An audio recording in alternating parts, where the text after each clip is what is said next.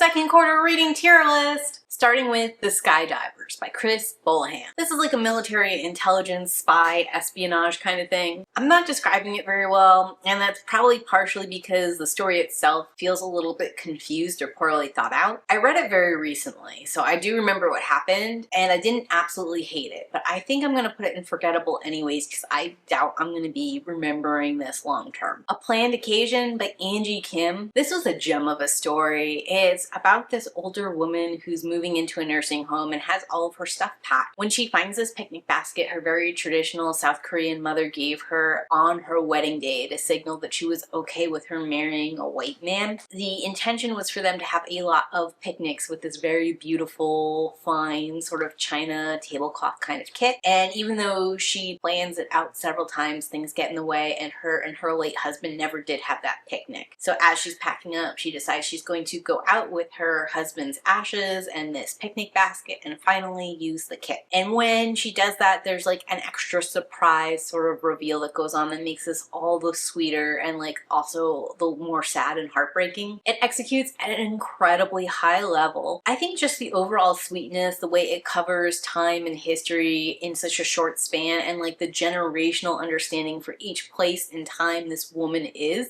so well done that I'm going to put it in Read This Now, which moves us into The Firebird Chronicles by T.A. White. I read 4 of the 5 books in the series in this second quarter, and the other one I read like just a month before. The rules here, one of these has to be the worst in the series. There's not a bad book in the bunch. This is an amazing series. It's unfinished, but book 5 does leave us at a point where you can feel good about where you are and not be like very anxious for book 6. Tentatively, I'm going to drop Trials of Conviction in the worst book in the series. And honestly, all the other books are going to go into Read This Now because it's really good. I think T.A. White is a phenomenal writer. Rolling us into Belle Mare by Luann Rice. This one wasted my time, no doubt about it. It's a mystery story about a rich girl who didn't get to inherit grandma's Newport mansion. As someone who grew up in Massachusetts and did field trips and toured many of these Newport mansions, they're beautiful, but I do feel some kind of way about people rich enough to live in them, and that's that I do not care about them. Also, the fact that she's more upset she didn't inherit this mansion than she is that her grandma died makes me feel some kind of way about her as a human being too. Reinforces the idea that I don't necessarily care about the twist, and I think they do something cheap to try and make those villains feel villainous when otherwise you'd be on their side, which moves me into Catcher in a Lie by Jess Lowry. I think this is fine. Fairly traditional serial killer kind of story where they've got a suspect for the latest murder and they're like trying to alibi her out, and they don't have enough to hold her, so she and her daughter flee to South America. A pair of agents follows her in case they do find proof that connects her to the other murders, and you know, it's basically the agents watching them and like trying to piece together what happened with this murder. I was engaged, but it doesn't make it into trash pocket fun, and I don't think it executes as highly as it could, although this is one of Jess Lowry's better works. Next is Citadel by Claire Kent. This is gonna go in I Had a Good Time. In fact, I read a couple of this Kindled series by Claire Kent as part of the Love in the Night Paranormal Readathon. There's one of the books I didn't like, and that's gonna be Embers, so that's gonna go in the worst of the series. And both Hero and Sanctuary are gonna join the other in Had a Good Time. Death Row by Freida McFadden. I'm refusing to rank this because Freida McFadden has been alleged of plagiarism. Didn't think I was ever gonna read anything from her as a result. The only reason this is here is because it's the first book in the Amazon original series Alibi Stories, and to review that series, as I have most of these Amazon original stories, I had to read that one. Even though I feel like I should acknowledge it exists and that I read it, I don't really want to give it any more than that. Which rolls me into Deluge by Charmaine Wilkerson. This one I think is executing at a high level. It's doing a lot of really complicated things and asking a lot of difficult questions and expressing motherhood and what it means to be a mother in a very unique way. I think it says that it's like about people doing the wrong thing for the right reasons, which sort of kind of fits, but I don't even necessarily know if the choices these characters made were the wrong choices, because part of it to me is the journey and part of it is the outcome. And this woman had both a good journey to her adulthood and a good outcome. Like, she is a successful adult woman who's confident and has a family. So by those metrics, it seems like it was the right choice. It wasn't legal scooping this young girl up and claiming her as her daughter. And it's possible she could have had an equally good outcome with her family if they had been given a chance, but it's just as likely no one would have come forward to take care of her and she would have been in the foster system. So without like knowing these finer points of what would or wouldn't happen, it's very hard to say whether or not this was the wrong choice or like what would have been a better choice. Which moves us into Dragonfall by L.R. Lamb. I'm gonna put this in fine, even though this is a book I didn't finish because I was so bored and found it very unrelatable and difficult to read. I think what it was doing wasn't for me, but I think it was doing it in a fine way. Next is False Note by David Langenkrantz. I don't like this book, but I think it's probably going to fall into generic. The subject matter here, who these people are, is very off-putting to me. Like, this level of abuse and like the casualness of it, just not cool. But it's executing in a way that I felt very reminiscent of Edgar Allan Poe, if not original or different than him. So I want to give it its flowers in that regard. I think the best way I can do it is putting it here in generic. Fated Blade by Ilana Andrews. This isn't that easy. I had a good time. It's a sci-fi romance where two like rivaling factions have to come together because they each had a piece of this technology. Their cheating spouses stole it and are going to sell it to like this highest bidder who would do something very dangerous with the technology if they don't retrieve it beforehand. And then like hijinks ensue while they try to track them down and make that happen. Got a fun action adventure sequence. It has just enough sci-fi and like explanation of the tech to feel real and like well established. And I liked the two characters. I liked that they just happen to be rivals and there's not like specific animosity between these two characters that make them enemies. And I like that they just sort of slowly find out they have more in common than they have that's different. Moving me into Good Neighbor by Chad Zumker. I think this is ultimately forgettable. I read it recently, like within the last 30 days, so I remember it, but it's not one that I think is going to stick along the long-term memory. Halloween by Silver Ravenwolf. This is a waste of your time. I really wanted to read this because I have like a nostalgic soft spot for Silver Ravenwolf's work and I love Halloween, but at the end of the day it's very generic, it's kind of bland, and on top of that I don't know that it's giving you anything that's like historically accurate or of good value, so it just becomes very hard to recommend. Hammered, I'm gonna put this in forgettable tentatively. Like, I remember it but not super well, and it's not one that I'm gonna think on or come back to probably. Is Happy Place. This one is fine. It's a story about like a young couple going out into the woods and the guy seems like a really good fit for her. She thinks things are going well, and then when they get out here suddenly there are ghosts warning her that he's dangerous. It's a little bit jarring and clumsy in its execution, but it's not terrible. Island X is going to go into forgettable because I read very little of it. Kissed by Fire by Kimber White is going to go into waste of my time. I didn't go very far into it. It was very unpleasant reading these characters, and it was also like kind of abrupt in how it introduced things or like expected me to go with or follow things with very little setup. And also it just was throwing so much at me. Like, there's this MacGuffin, there's the secret of magic, there's the question of whether or not the other magic people and shifters and stuff know about each other, or there's like hidden people. There's a question there of like right and wrong and good and bad too that was sort of like starting to get introduced when I put it down. No to that. I really like shifter stories. I really like contemporary fantasy or urban fantasy, whichever you want to call it, but it requires the right kind of intro and foundation work. And if it's not that, then it's definitely a waste of my time. Marked and claimed. You know, Heather over here at BookTube said this was not good, and despite that, I picked it up because I wanted to see it. I wasted my own time on that, but I think it's gonna actually fall a little bit further into not If You Were the Last Book on Earth.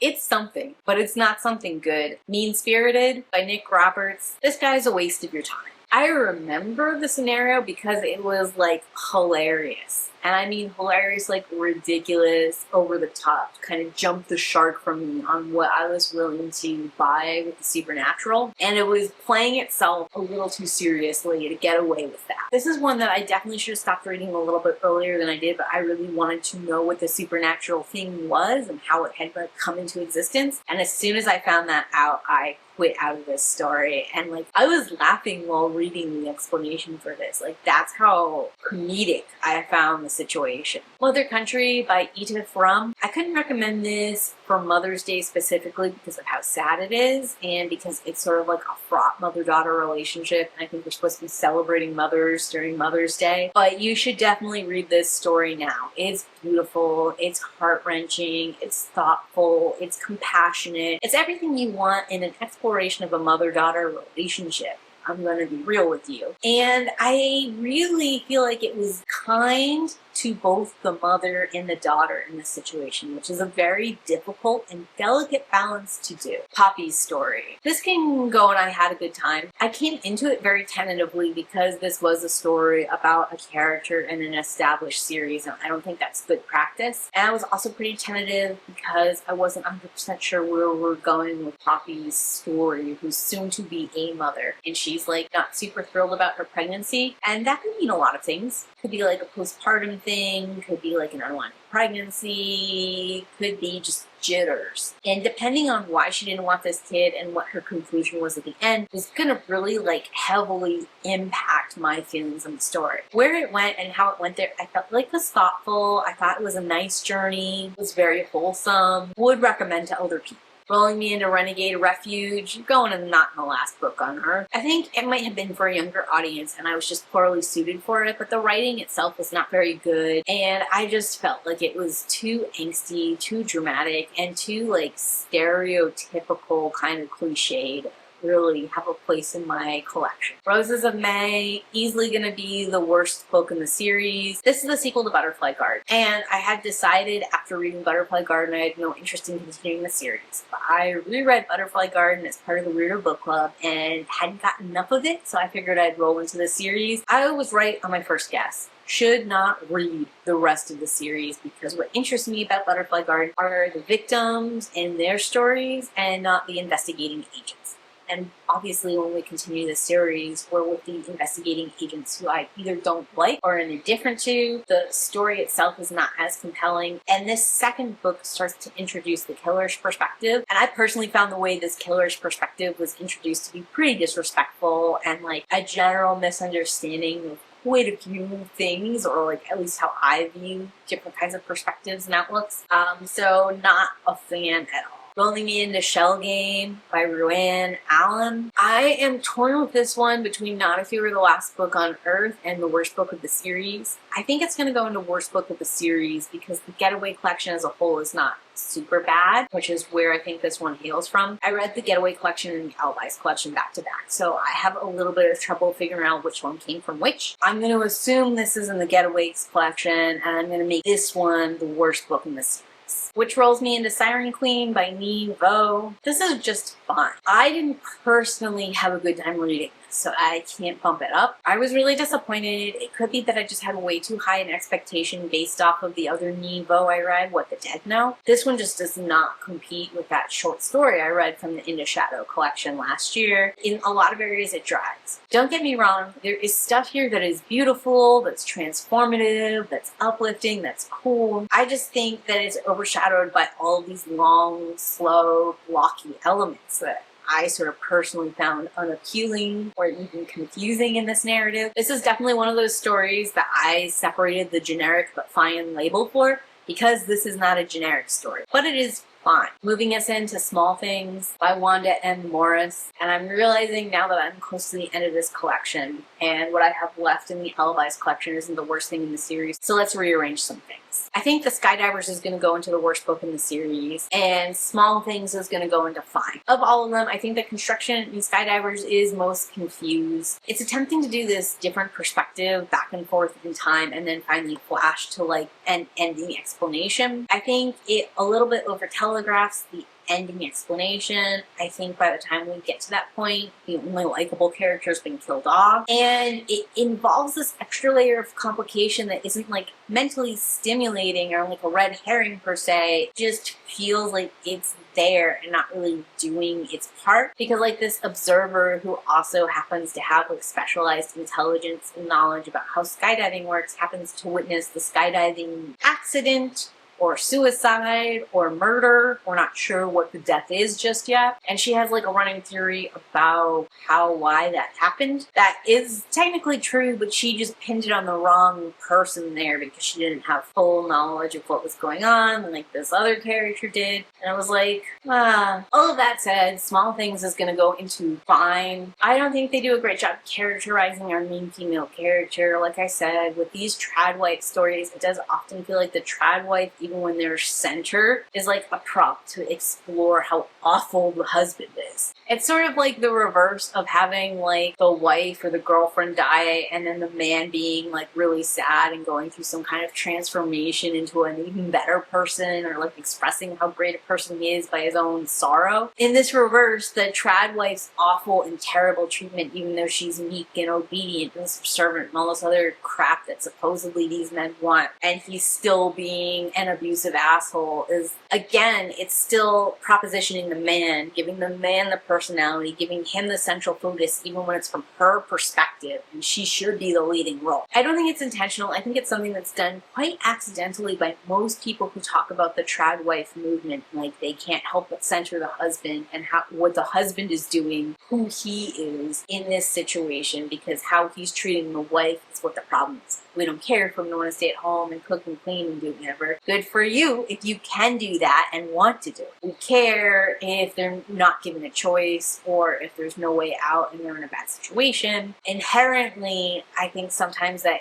means you have to overcenter the husband to really get that across. This story falls into that like many others do. That said, I enjoy the writing just fine, and it does better than some do, at least like giving very distinct personality traits to her, all of which rolls me into Stockholm. This is another one that I thought was just fine. It doesn't go into I had a good time because there was too many problems and disappointments in it for me personally, but it also isn't generic and it's not like a waste of your time. I can see why you'd want to kind of read it on the beach or maybe want to listen to it in the car on your way to vacation. I think it can be a fun little carryover, a moment's entertainment, but it's not something that I feel like is going to linger with you. Which brings us to The Invisible Life of Addie LaRue. This is great. I had a great time reading it. I do think you feel the length of it, and that's not super positive, but I also think V.E. Schwab shows a great range in her language, her storytelling, and her direction, that she can like successfully do those past moments and make them feel grounded and well characterized, as well as carrying us into present day and making New York feel real and grounded too. To me, like, the actual conflict going on in this story, the plot, if you will, is really the least of it. It's more like an examination of Addie, how she got to this place, how she's dealing with things, what she's gonna do from here, and also like when she bumps into Henry, who Henry is, why the two of them can relate, what their relationship is for the time they have it, and what's gonna happen to each of them going forward. Because I really like Addie and I really like Henry, I just feel like there's a lot there to enjoy and really just have a great time traveling with them for a little while. Moving me into Bat Eater and Other Names for Cora Zhang by Kylie Lee Baker. I loved this. If you like horror, you should read this now. Like, it's so good. It hits horror on so many levels. There's a potential serial killer. There's a bunch of very visceral body horror in this because she's a crime scene cleaner. There's of course the supernatural hungry ghost element to the story. And it's set in 2020, so we're at the height of a COVID pandemic. So there's literal potential death of plague on the docket in a modern setting. I really don't think there's anything not to love about this story. Like, I have no downsides, only pluses for this one. Which rolls me into Butterfly Garden by Dot Hutcherson. This is going into the trash pocket at this juncture because there's a lot of things I can see about it that are flawed or that like are kind of unpleasant, didn't 100% age well. well, but I still found the writing really beautiful. I find the story highly compelling until we get to the end here. I really like the characters. They're in like a hopeless, desperate situation and trying to cope as well as they can. And I think there's some kind of like humanity magic in that I just really like, which rolls us into Days Before Us. This is gonna go into the worst of the series. Probably The Road Home is worse than it, but The Road Home is going not if you're the last book on Earth, because it's a World War II story and I hate World War II stories. I found it manipulative. Even if you take the attempt at manipulation out, I just don't think it's very good. Meanwhile, The Days Before Us, I just don't understand orally. This happened and this happened and this happened. I can give you a summary, but I really don't understand why. Like, what is motivating and driving our characters? And it's going to be those inner motivations, that layer beneath, that's actually going to drive a motherhood, mother-daughter, mother-child kind of relationship. So if I don't understand those driving factors, I don't think that this as a story about motherhood can succeed. Next is The Deep by River Solomon, and you should just read this now. This is an excellent little fantasy novella. It's thematically rich and deep. It's got some excellent reviews. It has beautiful language. It's told in this really unique, engaging style. Can't recommend it enough. And it's a novella, so it'll take you literally no time to get through. The Ex-Wives Club by Sally Hepworth. I love everything restauranting, hospitality, and retail related, so this is gonna go into a read this now. On top of that, it's really short, it's fun, it's upbeat and breezy. I think it's also an excellent little summer poolside read. The Haunting in Room 904. This is executing at a very high level. It's not quite a read this now for me because I think there's a couple of missteps and misfirings in it. Just like a few things I tweaked to really level it up. But it interweaves this history and presents a little bit of alternative history as well, with like the actual myths and legends sitting here for this hotel, for this location, for these people.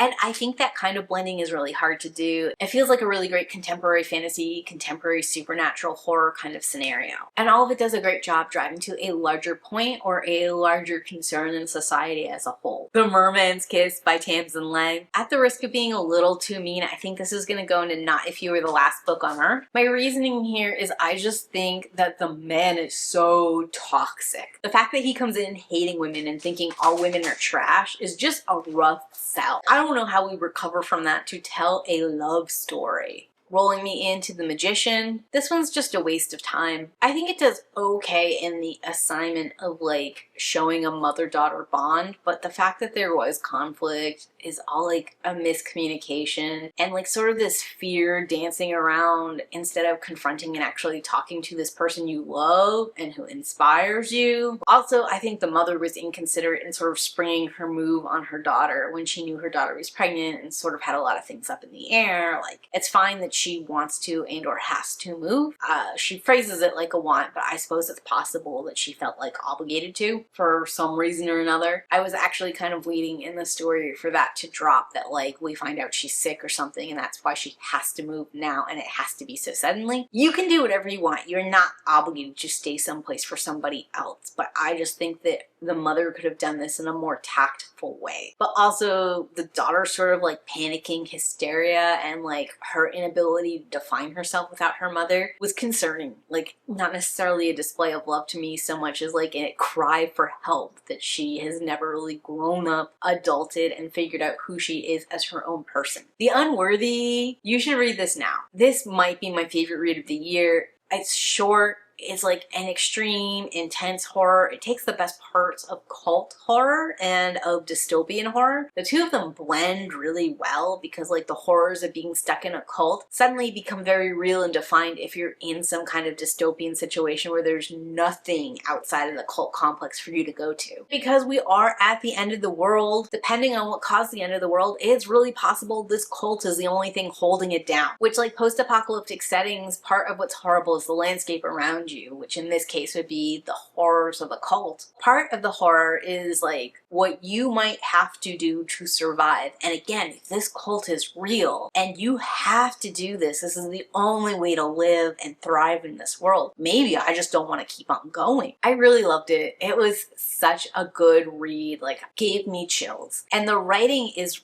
wonderful, which, like, to be fair, both Tender in the Flesh and The Unworthy are translated works, so it's possible the language is the same in both. both, and Tender as the Flesh just wasn't translated as well as this one. But whether it was an improvement in the writing proper or an improvement in translation, it really works for Unworthy in a way that like Tender as the Flesh doesn't even hold a little bit of a candle to. Which rolls me into This Thing Between Us by Gus Moreno. I think I'm with Jess Owens on this one. I think you gotta read this one now. This is like such extreme and intense horror. It's such a ride, and it starts so grounded with like this incredible loss of a very close loved one, that feeling of mourning, that almost like sense of guilt and like crawling out of your skin, and like being unable to deal with your day-to-day life without this person who's been with you and who you thought would continue to be with you forever. I just think the exploration of that sort of sorrow, and then adding like an extra horror or hardship on top of that, and like this crazy sort of descent into madness and like unbelievable from something so innocent, it's just like with an exquisite hand. It's really excellently done. Which moves us into Uncharted Waters by Sally Hepworth. I had a good time with this. It doesn't go further than that. It almost goes down to fine. You know, I liked it. And you know, sometimes there's nothing wrong with liking a short, like character-driven narrative. Vanishing Daughters by Cynthia Pelayo. I hate to do this because I love Forgotten Sisters so much, but I think that this one might end up being forgettable for me. Pelayo does a really great job exploring the loss of a mother to disease. It's heartbreaking, it's slow, it's painful, almost like insanity inducing. Felt like Pelayo must have lost someone very close to her to like write it so well. It just comes from such an authentic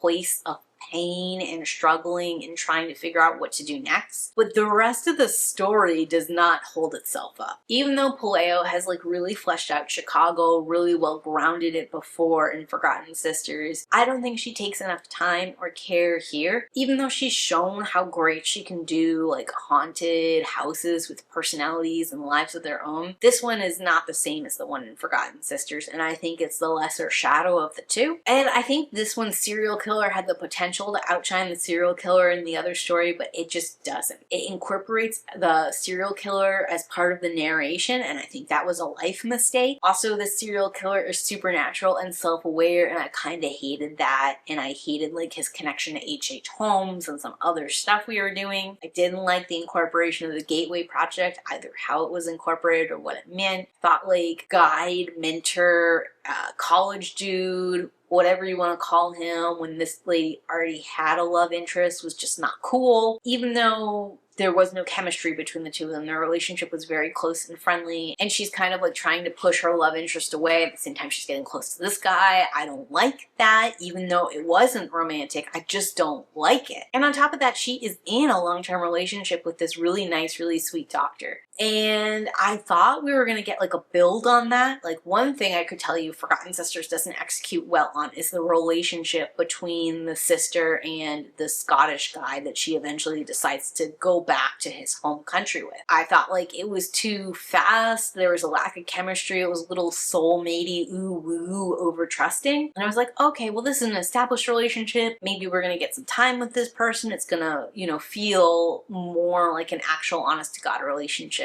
No, it doesn't do that either. Pelayo's works are kind of long. They're a slow burn. And if you're in the slow burn and not sure where it's going and not enjoying the journey to get there, I don't know how it's anything but a waste of time. And last is going to be Where the Dead Brides Gather. You know, unapologetically, I had a good time with this. I really liked Where the Dead Brides Gather. I know that wasn't the consensus with the Weirdo Book Club, but like, I felt that this character had a lot of personality. I liked the 10-year-old girl. I liked the story she was telling. I was getting enough authentic moments in 1974 Nigeria and culture to sort of getting a little bit of insight there, a little bit of understanding of what was going on. There is enough of like the plight of women period in the world there that it was relatable to other people I know here in America and their own struggles during this time period to like become educated, independent women on their own and like make it. I didn't personally find it scary, so I don't think it pulls off the horror element in a traditionally Western way. I would like to do a little bit more research on it to see if perhaps it's following some traditions things in Nigerian horror that I'm just not familiar with, or that like Westerners don't appreciate in the same way. Like one thing I noticed is that standing out, being unique and being individual and being on your own seems to be really scary, or at least seemed to be considered very scary for this cultural touchstone moment that we were exploring here. And that's hard as an American to kind of like wrap my head around, because being a unique individual and your own person and like blazing your own trail and stuff is all part of the American ideals. Like the American identity is doing that, where it seems like being part of the community here, having a strong place in the community, being under the shelter of your parents, all of that seems like so much more important culturally there, and the threat of losing it seems like a very high value thing. Also, because of the time period and the attitudes of the time, it does feel like it's much easier to stand out as other and to be bad other, even when you're doing something good. Certainly, even though the medicine man there is revered within their village, it also seems like he's feared and ostracized a little bit too, and that wasn't something that our 10-year-old protagonist wanted for herself. So it sort of makes sense that she's really scared, really upset, especially because all the adults around her are acting very scared and upset. So like, even if I didn't care about something, I can see why maybe I would as a child if everyone else was treating it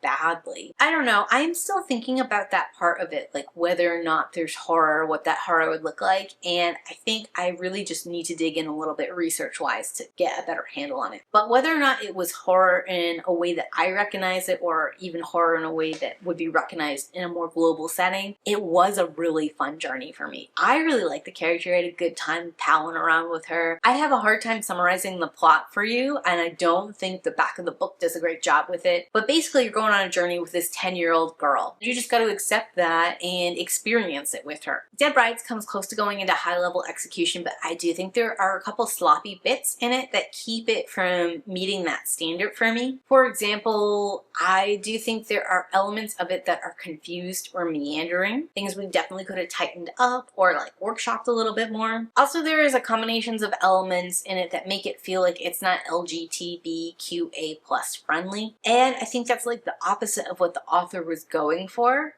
She goes to like this place where dead brides live if they died before they were able to get married, and it includes some gay men who were going to be brides too. And I was fine with like the childish thinking she had about how men could become brides. That made sense to me, that she didn't have the exposure to gay lifestyle, and she did have exposure to this other thing, so that's how she like mentally framed it for herself. And she was kind to everyone, but like that moment where they mention the dead brides who happen to be men, and then again when she's able to read thoughts and the medicine man's thoughts are in a woman's voice, and that never really gets explained, and the way that man responds to her telling him that his inner voice is feminine is like aggressive, started to paint a picture or like an implication that maybe the medicine man was trans, non-binary in some way, and perhaps that was a secret and bad. Like, I don't know. That combined with the one-off line about the gayness and these being the only LGBTQA+ representation in this story, it didn't feel good, and it didn't really feel very well thought out by the author. We could have gotten rid of the medicine man having a feminine inner voice and him being the only one whose actual gender and inner voice monologue was different, and I think it would have been fine. Or we could have gotten rid of both, because I think a lot of people found the thing with the dead brides in heaven also kind of weird. I don't know, it's that kind of cleaning when you're prepping something that I think is worth taking a look at. And I could be talking from a place of ignorance here, because I don't know if I am the intended audience, or if like as a Nigerian horror author, she writes Nigerian horror for Nigerians first, and if I get it, great, and if I don't get it, then that's on me, which is fine. No shade there, I have no issue with that. But just in my perspective, in my reading, even though I had a really good time with it and I liked it, I did think it needed a little bit more polish to make a high-level execution instead of just a fun read. And that's everything I read in the second quarter of 2025. Talk to me in those comments down below. What's your favorite book so far this year? And our secret emoji is going to be a ghost in those comments down below. And as always, keep reading.